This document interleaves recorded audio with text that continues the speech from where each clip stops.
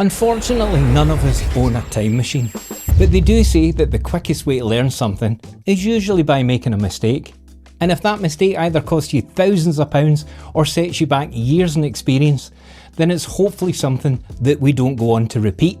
However, the advertising departments of all our favourite brands really have one purpose, and that's to encourage us to continue making some of these mistakes and to keep buying things that we don't actually need. So here are the things that I would go back and change with my time machine that would have made me a better photographer today, and not to mention left me with a slightly bigger bank balance.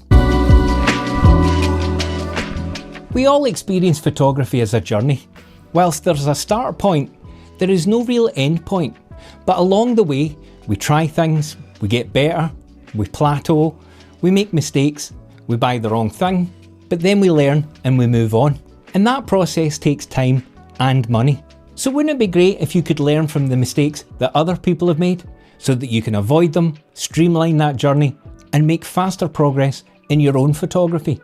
Well, that's exactly what we're going to do in this video. And I'm going to share with you a lot of the mistakes that I made, the lessons that I learned from them, and why I wish I had watched a video like this one when I first started out. And I'd be really interested to read in the comments what your experience has been. That might help somebody else who's just starting out. So you've got your first camera, you've got your first lens, you've been out, you've taken some photographs, you've thoroughly enjoyed yourself, and now you're sitting at home with a coffee, watching YouTube, immersing yourself in your new passion by watching even more videos. And all of that is phenomenally great fun, and I did exactly the same thing myself. But there's a pitfall here. And that is, the longer that you watch photography videos on YouTube, you're going to start noticing the things that you don't own, whether that's a telephoto lens, a tripod, a camera body that you can drop off a mountain and it still works. And that's when you're first introduced to gear acquisition syndrome. And it tends to follow us throughout our whole photography careers, but in the early days, the symptoms of gas can be quite overpowering. So if I had my time again, I would have settled on one camera, one lens, and I would have learned how to use them and become so familiar with them that I could have taken good photographs whilst blindfolded. And as I've mentioned in other videos, that first lens would probably have been a 20-40-70 or a 20-40-105. And if you want to know more about that, then I'll link a video at the end of this for the reasons why. But basically, sometimes it's good to be limited, because if you have less choice, you're then forced to go out and learn and master what you actually own. And that's something I really wish I'd done when I first started, because in every photography shoot that I was going out on, well, I was swapping from a 15-35 to a 20-40-70 and sometimes to 150-600, and I never really mastered any of them individually. And just one important caveat, learning how to use a 15-35 is not the same thing as learning to use, say, a 100-500. However, there are a lot of fundamentals that remain the same, which is understanding your ISO, your aperture and your shutter speed. And learning the exposure triangle while working with one lens is far easier than trying to do it while constantly switching between several. And before we move on, there's one really important reason why it's great not to waste a ton of money buying shiny new gear. It's because you can take the money that you've saved and now you can start to travel. Remember, photography is about what's happening out there. It's not about what's happening in your hands. Your camera and lenses are just tools to capture your vision. So save some money, do a bit of travelling, and change what's out there, change your scenery, and go to some dramatic places. Because I promise you, that will make you fall in love with photography far faster than having a heavy bag of different bits of equipment that you don't really know how to use. Okay, so what do I mean by don't buy for what if, buy for what is? Basically, we can become so aspirational or so intrigued by the videos that we see on YouTube or the articles that we read in magazines that whenever a new lens, a new camera body or a new product comes out, we think, I need to have that. But if we're honest with ourselves, most of the time, it's not that we need it, it's that we want it because it's shiny and new. But the main questions that we need to ask ourselves, and the ones that we'll cover throughout this chapter, are: does this new purchase fit into my workflow? Is it something that I'm going to use on 90% of my shoots? And 3, is it something that's going to make me a better photographer? Because if we use those 3 questions to measure every purchase we make, then we're far less likely to stray into buying with emotion rather than practicality. Take lenses for example. If you're a dedicated landscape photographer or street photographer who regularly shoots at f8, ask yourself whether you really need to spend almost twice as much money on an f2.8 lens over the f4 version. Quite often the faster lenses are the premium versions and come with weather sealing, which is a fantastic feature. But if you very rarely shoot in poor weather, is it something you're actually going to benefit from? And then there's image quality. In many cases, the f4 versions are so sharp that, in the real world, I challenge most people to tell the difference. On social media or even a decent sized print, are you really going to notice? For most photographers, probably not. Now let's look at camera bodies. 8K video is becoming more common in modern cameras, and it sounds really impressive, right? But are you actually shooting video? Are you a content creator that makes YouTube videos or reels? Or are you just making videos for your own personal use? If it's the latter, is 8K more beneficial to you than 4K? And you could even take that a step further. Do you use video at all? Should the performance of the video capabilities even be a factor in deciding what camera you get? There are hybrid cameras, there are dedicated video cameras, and there are cameras that photographers buy almost exclusively to take still photos with. As you know, I shoot with the Canon R5, which is a hybrid camera, and it handles photography brilliantly and it handles video work brilliantly. But if photography is your bag, save yourself a little bit of money and don't let video specifications become the deciding factor in what camera you buy. And the same goes for autofocus and burst shooting. Now my Canon R5 shoots 12 frames per second with the mechanical shutter and 20 frames per second electronically.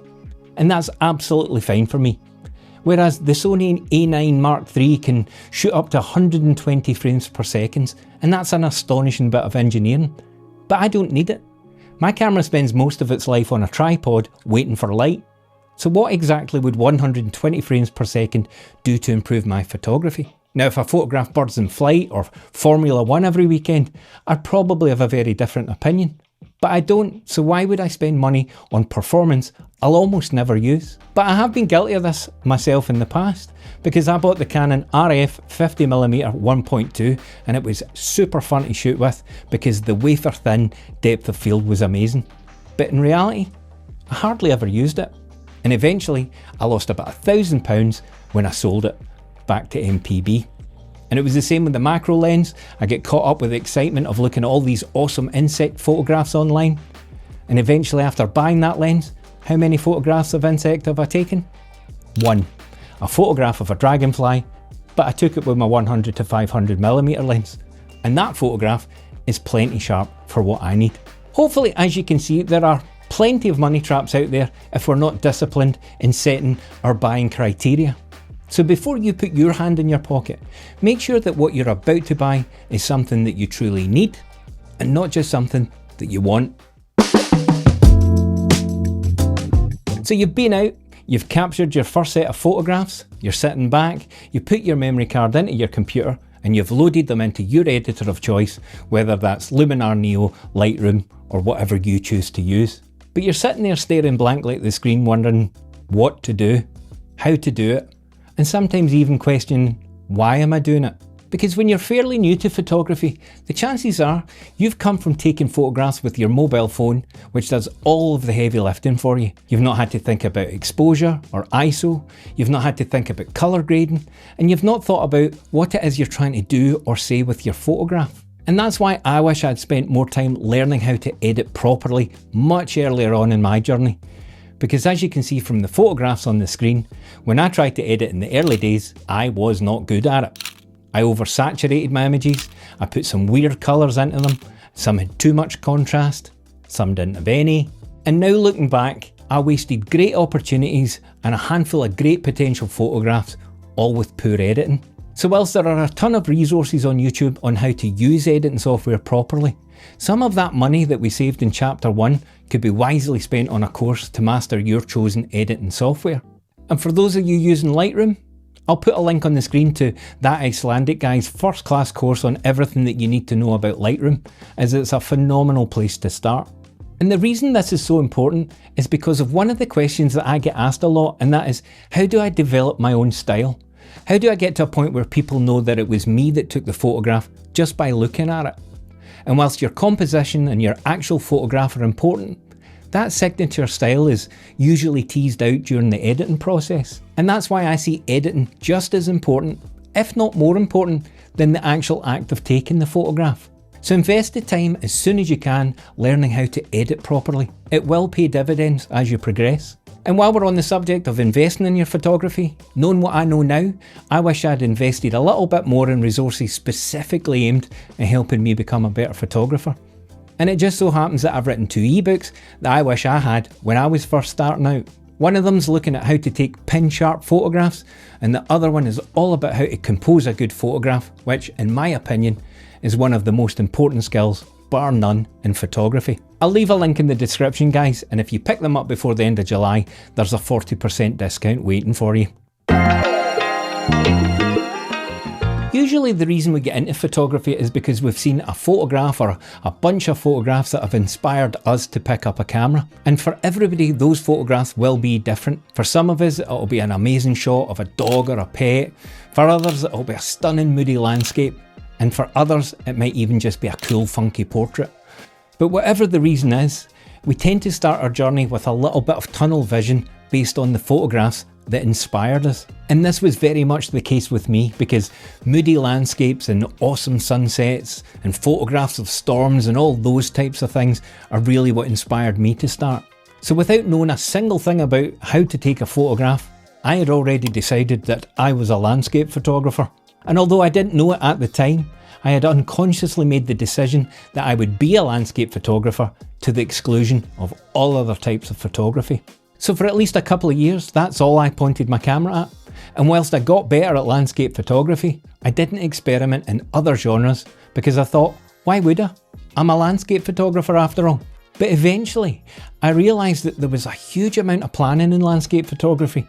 I had to travel to beautiful locations, I had to go at 5 o'clock in the morning to capture a nice sunrise, or stay late till 10 o'clock for the sunset. And I found I wasn't using my camera half as often as I should have. And that's when I first tried street photography. Because when I was on holiday in Albania, it was too hot in the day to spend 8 hours out doing landscape photography. So I took shorter bursts of 1 or 2 hours just walking about the town, looking at different scenes, people going about their lives, and I started to document it by taking photographs. And after the first couple of hours of doing that, I had realised the huge mistake I'd made of not branching out and trying other genres of photography. Because while street photography and landscape photography appear to be hugely different disciplines, there are still a lot of things you can learn, especially when it comes to composition and storytelling, about street photography that I can take back and apply to landscape photography, and vice versa. So don't pigeonhole yourself entirely. Yes, it's phenomenal to have a main passion, but experiment. Try to take some photographs of different things. Do some family portraits, or do some event shooting, or even just try some product photography at home. Because all of this will make you a more well-rounded photographer and help you develop skills in areas that you probably didn't even know needed developing. The final thing I wish I could go back and change was understanding the absolute importance of how light affects a photograph. Now, I really can't overstate just how important that statement is. Having good light can transform any image from mediocre to a Hollywood blockbuster. Yes, it's not essential, and you can shoot on flat days where there are grey clouds and flat light, and for certain things this can actually be more beneficial. But as a landscape photographer that likes street photography and wildlife photography, then having beautiful light on a scene is worth its weight in gold. And the lesson that I've learned is that in the early days, I planned my shoots around the available time I had in my calendar, and I would go out regardless of the weather conditions, instead of trying to be a little bit more focused and a little bit more flexible and go out and take photographs when I predicted that the light would be good and not just the weather. So when you're looking at the weather forecast and you see the symbol that shows the sun being obscured by one cloud with one raindrop coming out of that cloud, then that should be a signal to you that there's a potentially great opportunity for photographs coming.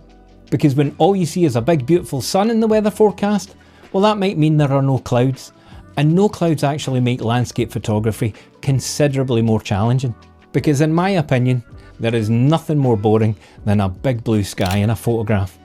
So if you can get clouds, drama, sun coming through those clouds, dappled light on the mountains instead of them being bathed in direct sunlight, or little pockets of interest, then your photographs just get bumped up so many different levels. And again, it's not just about the quality of the light, but the direction of where the light's coming from. Is the sun behind your subject? That might leave you with a silhouette of what it is you're trying to take a photograph of. Or is it coming in from the side where it's going to give you great contrast and show definition and the edges of buildings or trees or even boats out at sea? And also, what time of day is the light? Is it first thing or last thing, commonly known as the golden hour, where everything takes on that ethereal look? Or is it midday sunshine when it's directly above you, beating straight down, casting in really stark shadows, which is great for street photography and black and white photography? Light isn't just the thing that happened the day you went out with your camera. It's the thing that all great photographers chase, and it's something that you should become fanatical about. Yeah, it's important to have a good subject or a good scene, but the light is the thing that just sprinkles that fairy dust and elevates your image. So thanks for watching, guys, and as always, I will see you in the next one.